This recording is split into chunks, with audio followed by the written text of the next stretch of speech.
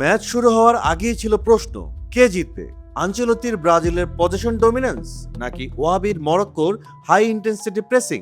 ম্যাচের ফলাফল বলছে 1-1 গোলে ড্র, কিন্তু আসলে কে জিতেছে? 2026 ফুটবল বিশ্বকাপের গ্রুপ সিতে হেক্সা জয়ের মিশনে নামা ফেভারিট ব্রাজিল কি তবে প্রথম ম্যাচে হোঁচট খেল?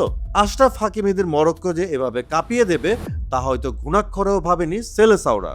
আর তাই ব্রাজিল বনাম মরক্কো ম্যাচ ছিল 1-1 গোলের এক শ্বাসরুদ্ধকর ট্যাকটিক্যাল থ্রিলার। ম্যাচের শুরু থেকেই ব্রাজিলের হাইলাইন ডিফেন্সকে আক্ষরিক অর্থে গুড়িয়ে দিয়েছে মরক্কো। প্রথম 10 মিনিটেই নেয় তারা 5টি শট,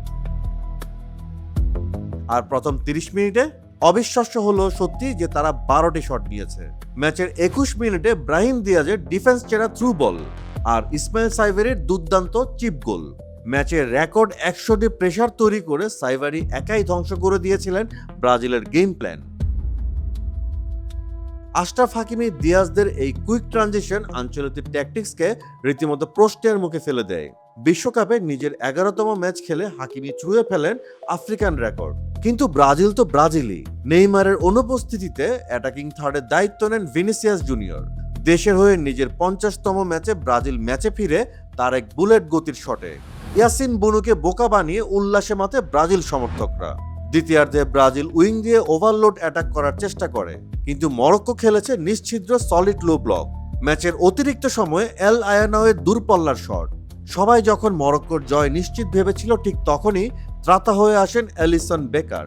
তার অবিশ্বাস্য ডাবল সেভ নিশ্চিত হারার হাত থেকে বাঁচায় ব্রাজিলকে। এই ড্রকে আপনি কিভাবে দেখবেন?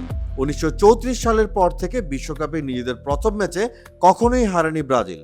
সেই রেকর্ড কোনো মতে টিকলেও মরক্কো প্রমাণ করে দিয়েছে গ্রুপ চ্যাম্পিয়ন হতে তারা কাউকে ছাড় দেবে না। আনচেলত্তি এই ট্যাকটিক্স নিয়ে কি ব্রাজিল শিরোপা জিততে পারবে? পরবর্তী ম্যাচে ট্যাকটিক্সে কি কোনো পরিবর্তন আনা উচিত? আপনার মতামত জানাতে পারেন কমেন্টে।